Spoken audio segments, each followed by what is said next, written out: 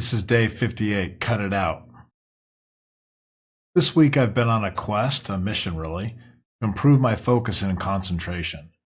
At first I thought I was simply trying to discover new strategies or techniques. Maybe an app, a clever hack, or even a mindset shift to sharpen my mental clarity.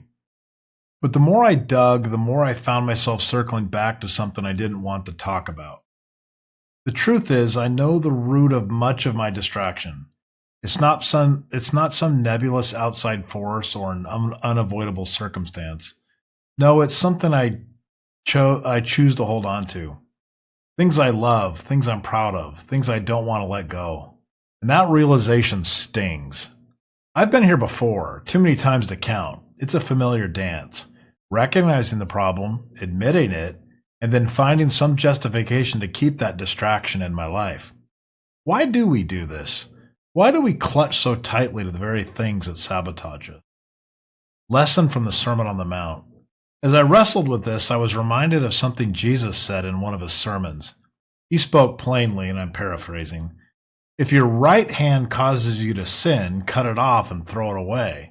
It is better for you to lose one part of your body than for your whole body to go into hell. At first glance, this can seem harsh, even extreme. But when you look at closer, it's not about mutilation, it's about clarity. Jesus was pointing out a simple yet profoundly uncomfortable truth. Anything that pulls us away from our purpose, our relationship with God, or our goals isn't worth keeping, no matter how much we might treasure it. That thing, that distraction, might feel like a cherished part of who you are. Maybe it's a hobby, a habit, or even a relationship that's no longer serving you, or in my case, a boat. Whatever it is, holding on to might seem harmless, but in reality, it's a weight keeping you from running your race. Pride in the comfort of distractions. For me, a lot of these distractions are tied to pride. They're things I'm good at, things that make me feel important. Cutting them out feels like losing a piece of my identity. But here's the hard truth I've come to face. Pride has no place in a life of purpose. Your goals, your desires, your mission, they are too important to let pride stand in the way. Pride will tell you you can keep this distraction and still achieve your goals, but pride lies. Every minute spent on distractions is a minute stolen from what matters the most. So what needs to be cut? I don't know what your thing is, but I'm guessing you do. That's the thing about distractions. They're not strangers. They're familiar, even comforting, and they're sneaky. They whisper, I'm not the problem. You just need more discipline. For me, I've identified a few areas that need to be cutting. It won't be easy. Change never is, but I know it's necessary.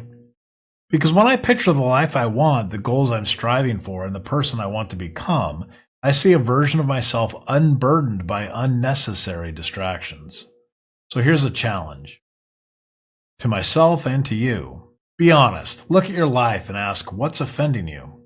What's holding me back? And then simply cut it out. It's not easy to admit that the things we love might be the very things that hinder us. But your purpose is too important to let distractions win. Take the first step. Be brave enough to let go. When you do, you'll find something amazing waiting on the other side. Clarity, focus, a renewed sense of purpose. It's worth it. Trust me.